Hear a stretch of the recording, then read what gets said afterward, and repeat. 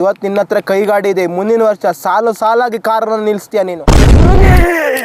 ಬಾ ಮಗುವೆ, ನನ್ನಿಂದ ಏನಾಗಬೇಕು? ಗುರುಜಿ 2025 ಅಂತೂ ಮುಗ್ದೋಯ್ತು. 2026ರಲ್ಲಿ ನನ್ನ ಭವಿಷ್ಯ ಹಂಗೆ ಗುರುಜಿ. ಇದು ಸಾಮಾನ್ಯವಾದ ಕೈಯಲ್ಲ ಮಗನೇ. 2026ರಲ್ಲಿ ನಿಂಗೆ ಗಜ ಕೇಸರಿ ಯೋಗ ಇದೆ.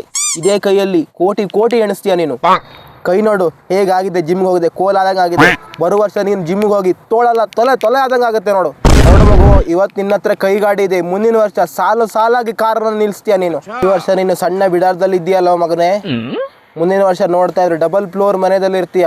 ಇವತ್ತು ನೀನು ಬೇರೆಯವ್ರ ಹತ್ರ ಸಾಲ ಕೇಳ್ತಿದ್ಯಲ್ವಾ, ನೋಡ್ತಾ ಇರಿ ಮುಂದಿನ ವರ್ಷ ಅವರೇ ನಿನ್ನ ಹತ್ರ ಸಾಲ ಕೇಳ್ತಾರೆ. 2026ರಲ್ಲಿ ನಿಂಗೆ ಗಜ ಕೇಸರಿ ಯೋಗ ಇದೆ.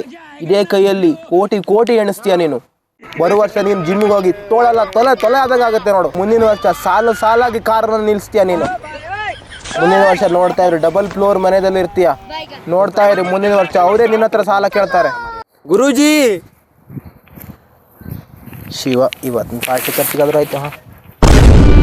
ನನಗೆ ಎಷ್ಟು ಚೀಪ್ ಅನಿಸ್ಬಿಡ್ತು ಅಂದ್ರೆ, ಥೋ ನಿಮ್ಮ ಈ ತರದೆಲ್ಲ ಇದಾರೆ ಜನ. ಯಾಕಂದ್ರೆ